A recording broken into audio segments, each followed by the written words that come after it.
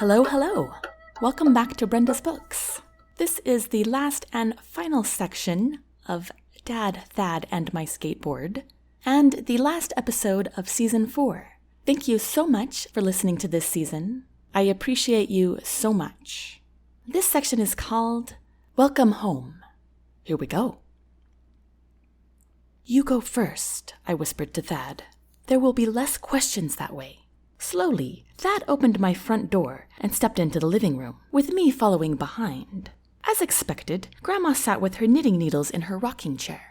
Well, hello, you two. Thad and I greeted her as we rested our skateboards against the wall, attempting to act as casually as possible. But I don't think Grandma was fooled. It's been quite a while since I saw a boy hold the door for a girl. It's not that big of a deal, Grandma, I said. Everybody does that for each other.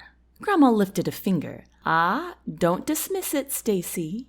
What I mean is, I turned to Thad. Thanks. Thad choked down a laugh and couldn't respond. Oh, I'm so glad my dad wasn't in the room to make fun of us. I heard him talking on the phone in the kitchen. And of course, he was talking about me. Yes, she's still swimming. Well, sure she skateboards, but no, like I've been telling you for the past 2 months, her friends are great. What? No, come on, we both know skateboarding wasn't the actual problem. It was that idiot boyfriend of hers. I gave Thad a sideways glance. He returned it with a half smile. Dad's loud voice remained hard to ignore. Oh, so now you're blaming me for Jace. How is that my fault? He's talking to Mom, isn't he, Grandma? I asked. Grandma looked up at me over her glasses, which hung down on her nose. How did you know? She said with a wry smile. No, that's not how it is, Miranda, Dad said, his voice rising now. I sighed heavily. Grandma, is it all right if Thad and I go out on the porch? Grandma clicked her needles together. Sure, just be safe. We're literally going to be 6 feet away, I noted. What I mean is be smart, Grandma clarified. You don't have to worry, Mrs. Steiner, Thad said. Oh, you're not the one I'm worried about, Grandma said with a smirk. My mouth fell open. Gee, thanks, Grandma. Grandma chuckled and shooed us out with her hand. Thad and I sat beside each other on the porch steps. It was twilight now, and the neighborhood noise was dying down. I released the breath that I was holding. Sorry about that, I muttered. Thad put one arm around me and pulled me close to him. Don't worry about it. Slowly he stroked my arm with his fingers. I never realized how affectionate you could be, I said, looking up at him. A slow, shy smile spread across his face. Oh, no? You okay with it? Of course I am, I said, snuggling up to him. It's so nice to finally not have to restrain myself, he said, squeezing me some more. I've wanted this for almost 3 months now. I stared at my fingers stroking his knee. How come you never told me? You had a boyfriend, remember? Well, yeah, but most guys would take advantage of the distance thing and jump in there anyway. Well, I wanted to respect what you kept telling me. You had a boyfriend. He shifted to look at me. My dad frequently lectures me on respecting girls and being a real man, as he calls it. I leaned into Thad more and stretched my legs out onto the next stair. Your dad is awesome, but you did sometimes give me more than friend hugs. Thad chuckled. I never really knew where to draw the line with that, Stacy. Besides, I never said I was perfect. And honestly, he trailed off. What? I shifted to look at his eyes. He swallowed and shrugged. Sometimes it seemed like you wanted those hugs. Well, of course I did. I've liked you from the very beginning too, you know. I was afraid to get too attached to you since I knew I would only be here for the summer. Thad glanced down at me with a teasing smile. And how's that working out for you? I nudged his shoulder with mine. Obviously not well. Thad bowed his head and smiled. I shifted forward and snuggled into him again. Then, of course, there was that stupid promise I made to Jace. A lot of good it did me since he broke his. Thad softly caressed my arm, but said nothing. He pursed his lips and lifted his line of sight toward the sunset. Well, you'll never have to worry about me breaking a promise. Have you ever broken a promise before? I asked, tilting my head a bit to look at him. Thad returned my gaze and shook his head solemnly. My mom taught me, even as a little kid, not to say, I promise, unless I was absolutely certain I could keep it. I stared back at him. Where did your parents come from? Thad laughed, just as my phone dinged. I picked it up to look at it, then quickly flipped it over. What's wrong? Thad asked. It's Jace. He's the reason I've been avoiding messages. I'm afraid to see what he's been saying. Do you want me to block him for you? Yes, please. And delete his thread? I handed my phone to Thad. He messed with the buttons a bit and handed it back to me. Did you see what he wrote? I asked. Thad shook his head. Didn't look. And I don't want to know. He took a quick breath. When you finally look at my texts, just remember that I was really worried about you at the time. Can I read them now? Thad shrugged as his cheeks turned slightly pink. Sure. Is it hard for you to write texts? I've never noticed anything being wrong. Thad chuckled. That's because I speak into my phone, Stacy. Oh, right, you can do that, I said, blushing brighter than was necessary. Thad grinned and squeezed me tighter. I pulled open Thad's text thread and began reading them to myself, while Thad stared out at the sunset in silence with his arm around me. I started from the beginning, right after I had sent him the words, I'm sorry. At 9:25, he said, I'm sorry too. It's funny how I could totally hear his voice with his words. 10:05. Stacy, you're not mad at me, are you? I know I probably handled that all wrong. 10:32. Stacy, I just tried to call you. Bryce told me that you showed up at his party that we both weren't invited to. They all feel really bad. But it's not because of you, it's because of me. Will you call me back so I can explain? 11:10. Stacy, I'm not sure why you're ghosting me, but I need to go to sleep. Talk to you tomorrow? 12:45. So your dad just woke me up with his phone call. He just accused me of hiding you. Are you with Chrissy? 1:21. Okay, so your dad is totally flipping out. He's scared out of his mind, and I kind of am too. Where did you go? Are you okay? Do you need help? 1:46. Stacy, please just tell me if you're okay. 2:17. Okay, so I officially can't sleep. I have no idea if you're okay, and I can't stop thinking about you. I lose my mind when I'm tired, and what I'm about to do is totally and completely stupid. But I don't know if you'll see this text anyway, so here goes nothing. Stacy, I think you're my favorite friend in the world. I just love being with you. I've looked forward to every day this summer because of you. You're so interesting. I love that you're willing to try anything new, and I can't believe how fast you learn. I love that we like to do the same things. I love that you're athletic and smart and funny and totally capable of anything. And don't get me started on how gorgeous you are. You make me see the world differently, and I've never had a friend who was so happy for me with my competitions and who supports me as much as you do. And you like me for who I am. You just make me so happy. You know what my favorite thing about wakeboarding practice is? Seeing your smile afterward. I love your smile. It's prettier than the sunrise, and the sunrise is the prettiest thing ever. I wish I could beg you to stay and not move back to Seattle, but I know you have to go. But that would be better than something bad happening to you tonight and me never seeing you again. Stacy, please just tell me if you're all right. You mean the world to me. I wish I could say it better. I stared at my phone. This was unbelievable. Thad cleared his throat. I sense you've made it to the end of the sappy paragraph. I lightly smacked his chest with the back of my hand. It's not sappy. It's poetic. Thad shot me a dubious look. Poetic? Totally! That bit about the sunrise? I said in a teasing voice. Man, my heartstrings. Thad laughed despite himself. I told you I lose my mind when I'm tired. Ah, I see. I snuggled up to him some more. So you didn't mean any of that? There was a stretched out beat of silence. Then Thad said, Of course I meant it. I just don't know how to say things well. Actually, I think you said it perfectly, I whispered, rubbing his knee. Thank you. He rested his head against mine. In fact, I said, if I were to send you a note like that, I'd probably say the same things. You know what made me finally decide to come home last night? What's that? Something you told me on our hike made me realize my dad cared about me, and that you cared about me too. Thad sat up a bit to look at me. Lots of people care about you, Stacy. I know, but it was really hard to see that last night with everything that happened. Thad nodded. I get that. He brushed my hair away from my forehead. But I can't even tell you how much I care about you. His eyes were doing that too blue to be true thing. Same here.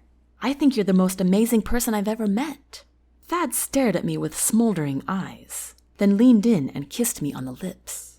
Abruptly, the front door opened, and we both jumped in place and pulled back. What is this? Dad said sternly. I twisted around to face my father. Wow, Dad, impeccable timing. What were you doing? Stalking behind the window, just waiting for the opportune moment?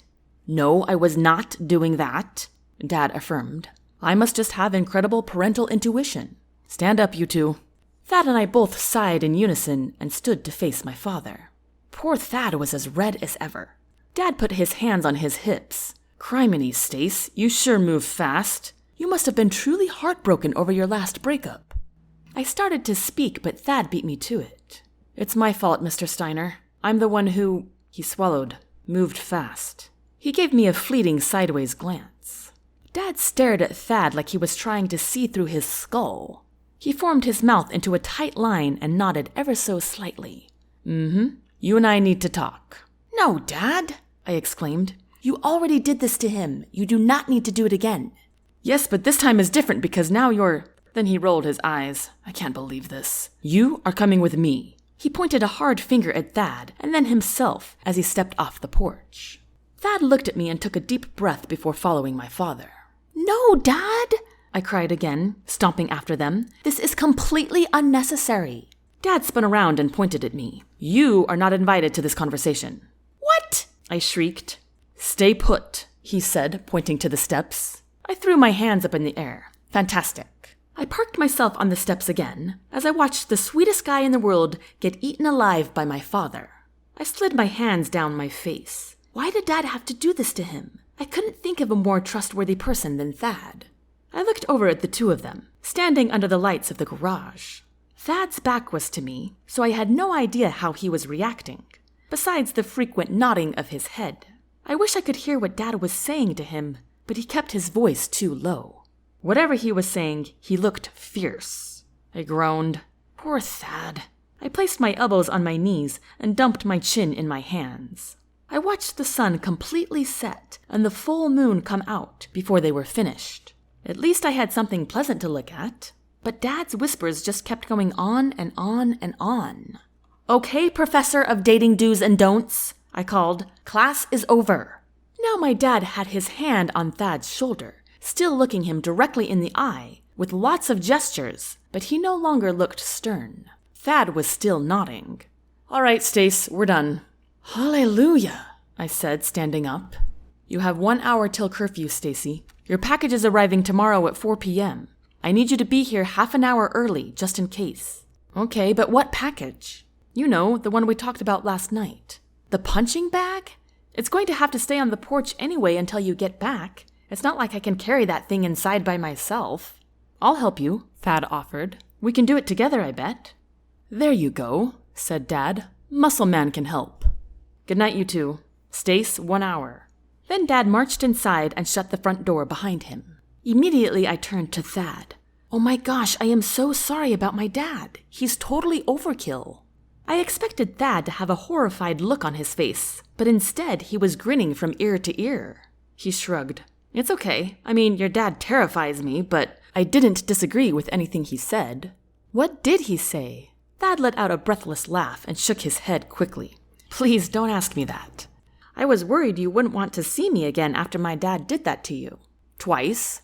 What? No way. Thad stepped close to me and put his hands around my waist. His eyes were bright. Elation oozed off of him. You are totally euphoric, I said. What happened? I'm just happy your dad didn't tell me I couldn't see you again. I would run away if you told me that.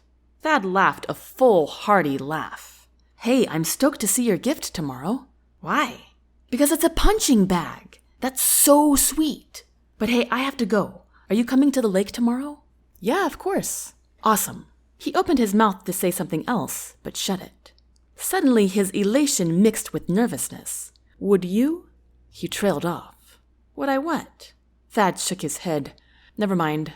No, don't do that. I grabbed his hands in mine. You can ask me anything. Thad inhaled a shaky breath. If you didn't have to go back to Seattle, would you want to be with me? I lifted one shoulder up and down. Well, it's kind of a moot point because I have to go back. Thad nodded. Occasionally his eyes sparkled in the moonlight. I know, he whispered. But if you didn't have to, would you want to? I thought about that for a long moment to make sure what I wanted to say was true. Yes, definitely. I whispered. Thad smiled in the darkness. Then he put both his hands on either side of my face and kissed me again. He lingered on my lips this time before resting his head against mine. I really want to stay, but I have to get home, and I would like to just run. Can I get my skateboard from you tomorrow? Sure, I said. Thad squeezed my hand and took off across the lawn. Wait, Thad! He turned around, and I jogged toward him while he met me halfway. What's up? Well, I think we should decide right now that... I paused and he stepped closer to me. Well, that after I leave, we shouldn't be together. You know, it's just not fair to either of us. Thad bowed his head and rubbed his mouth. Yep, I totally get that. It sucks, though. I know, I whispered. Thad kissed me on the forehead, turned, and dashed in the other direction. The next day, my friends were acting totally strange in the boat. It was a good strange, though, because everyone was in a really good mood. When Connor would tell one of his almost funny jokes, everyone laughed hysterically. And when Thad did an amazing wakeboarding stunt that we had all seen a million times, everyone exploded as if their minds were blown. I couldn't fathom what got them in this mood, but whatever the reason, they boosted my spirits, and it was hard not to be elated with them. I loved my friends so much. As usual, at lunchtime, Connor kicked off the engine, and we all lounged in the boat, drifting wherever the lake carried us. Bryce and Connor sat in the seats in the back of the boat, while Chrissy and Thad and I sat in the bow at the front. Hey, Stacy, can I be there when your punching bag arrives? Said Connor. I'm super stoked to see it. Yeah, me too, said Chrissy and Bryce. Sure, I said with a shrug, but I don't know why it's so intriguing. It's kind of embarrassing, actually. Why? Chrissy asked. Because it's basically my dad's solution for my stress management. Why is that embarrassing? Bryce asked. I throw things at my stepdad's massive target all the time. Archery? I said, as I cracked open a bottle of juice. Well, it's supposed to be for that, but I just throw rocks because I suck at shooting arrows, said Bryce, before stuffing his mouth with a marshmallow. My dad gave me a pull-up bar for when I'm stressed, Thad offered. I raised my eyebrows. Seriously? Yep, and an ab roller. Why do you think he's so strong? Chrissy noted. Wakeboarding does a lot, but it can't do all that. She moved her hand in a circular motion, as if she were rubbing Thad's bare torso. I flipped my head around to look at her, strangely upset that she had done that. Thad must have noticed, because he stood, pulled me to my feet, and wrapped his arms around me in a loose hug. And, thanks to your midnight escape the other day, I got crazy sore using them all night long. I shrugged in his arms. Well, if it keeps you looking like this, maybe I'll do it again.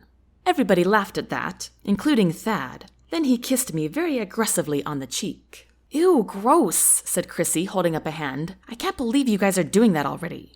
Thad gave her a look of mock shock. Well, get used to it. Then he put my face in his hands and kissed me on the lips. What? Everyone shrieked, with abnormally high pitches. There's no way that was your first kiss, Bryce said, with a look of shock. Thad would never have a first kiss in front of anyone. He's way too sensitive. Thad plopped down on the leather seat again and rolled his eyes. I am not sensitive. I nudged him in the leg with my foot. Sensitive is a good thing. Thad put his hands behind his head and stretched his legs out on the seats. What I mean is, I am absolutely sensitive, 100%. Everyone laughed and Thad grinned wide. I sat down next to Chrissy again. Seriously though, she said, you guys must have kissed a ton last night. No way, said Thad. Stacy's dad would murder me. I swear he's telepathic or something. I gave Thad an appreciative smile. Even with his friends, he didn't want to brag about those moments that were so sweet to us both. He really was sensitive, in a nice, thoughtful way. I loved that about him. Soon after, Bryce jumped in the water to wakeboard, then Connor and Chrissy. But the entire time, I couldn't stop staring at Thad, and he just stared back at me with a huge smile. Suddenly, Connor stopped the boat. All of us inside grabbed onto something to keep from falling forward. Dude, we only have half an hour until Stacy's package comes. Everyone else claimed with urgency that we should head back right away. So strange. Why did they all care so much about my punching bag? There they were again, Dad and Grandma standing at the barbecue. Although this time, Dad was grilling chicken, and the front yard was decorated to the max. There were 3 fold-out tables, all decorated with summer colors and summer flowers. Each chair had a balloon tied to it. Then I saw a dessert table with a chocolate fountain on one end. Whoa, this was definitely more than Grandma would ever do. The decor reminded me of my mom, but she obviously wasn't here. Then I spotted Thad's sister Trisha talking with my dad. Aha, she must be the culprit. Just then, a caravan of 3 vehicles pulled up, and tumbling out of them was my entire swim team. Okay, now I get it, I said, turning to Thad and the others. You guys are throwing me a goodbye party. We sorta had one yesterday, but this is great. I could feel my smile was huge. You guys are the best. All 4 of them grinned, still looking like they held a secret. I greeted my swim team friends and chatted and laughed with them for a bit. Then I walked over to the grill to talk with Trisha. Hey, so nice of you to come. Well, of course, I wouldn't miss this, Trisha said excitedly, giving me a hug. Thanks for decorating, I told her. Everything looks amazing. Oh, Trisha looked surprised by this, but then she smiled and said, Absolutely, I love decorating. Okay, Stacy, said Dad, are you ready for your surprise? Well, Dad, a surprise is usually something you don't know about. And the punch... I stopped short when Dad swung the front door open. This definitely was a surprise. There stood a beautiful woman, a little taller than me, with chocolate brown hair, but a little lighter than mine. Our eyes were almost identical. She wore a lovely red summer dress, something that was definitely not like me. Mom?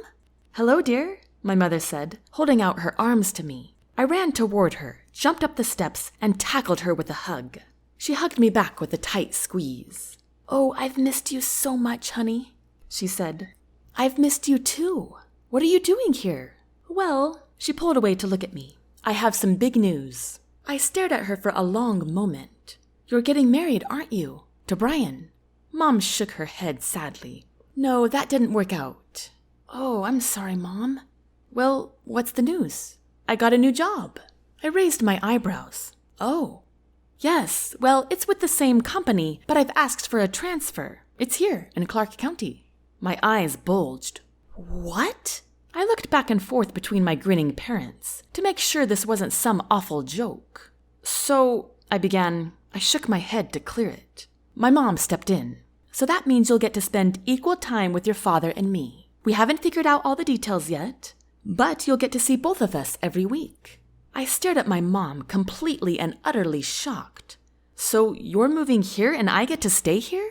My mom smiled and nodded with vigor. And I get to see both of you. A lot. Excitement bubbled up inside of me. My parents both laughed and nodded. I could feel my face lighting up. Mom, I can't believe you did this. But are you going to be happy? Are you kidding me? I'm thrilled about this decision. It took a lot of convincing from your father. She glanced toward my dad. That you were in a good place with good friends. But he can't exactly transfer his job at the lake. And I really needed a change. So here I am. I embraced my mom with a fierce hug. I love you, Mom. Thank you, thank you, thank you. My mom squeezed me back. I love you too, honey. I've missed you so much. I stepped back and turned to my dad. I took a deep breath to find the courage to say what I wanted to say. I'm so glad I don't have to leave you. My dad's eyes welled with tears as he pulled me in for a hug. Me too. I could not bear being away from you again. I love you, Stace. I love you too, Dad. I smiled through my tears as I wiped my eyes. Even though my parents lived separate lives, they both loved me, and I could see both of them often now. It was too good to be true, but it was true. Everyone else at the party had politely stayed some distance away and made sure they were chatting so they wouldn't eavesdrop. I twirled around to face them. I loved all of them. They were all my friends. It was amazing. Then it dawned on me. I turned back to my parents. I don't have to leave my friends anymore. They both smiled and shook their heads. Excitement climbed through my gut and up to my chest. What school will I go to? Will I be able to go to the same school all year? Of course, said Dad. You'll go to Boulder High. I whirled around. Do you guys go to Boulder High? Yeah, they all said. I squealed and jumped up and down. Me too! I'm staying! I don't have to leave! I jumped over the porch steps and ran towards my friends with my arms spread wide. They all cheered, and every single one of them piled around me in one big group hug. Even with all of the group squishing, nobody could contain me because I couldn't keep myself from squealing and jumping up and down, which made everyone laugh. Thad, now I can go to your wakeboarding finals. Yeah! He held up a hand and I slapped it hard. And Chrissy, we can still be on the same swim team together. We both squealed, grabbed each other's hands, and jumped up and down. I turned to the rest of my swim team, and with all of you. They all cheered, and some squealed and jumped with Chrissy and me. You forgot all the times you'll get to hang out with your favorite twin friends, Connor said. Absolutely, I cried, giving Connor a hug. And advanced history, Bryce yelled. Oh, well, who wouldn't want to miss that? I gave Bryce a hug, too. And your favorite college friend, Trisha cried. Yes! I gave Trisha a tight squeeze. Aren't my parents the best parents ever? I exclaimed, twirling around to look at them. Everyone laughed and clapped as my parents blushed and grinned at the crowd. I think my parents need to join in the group hug. Don't you guys agree? Yeah, several people said. Come on, Mr. Steiner, Chrissy called. You know you want to.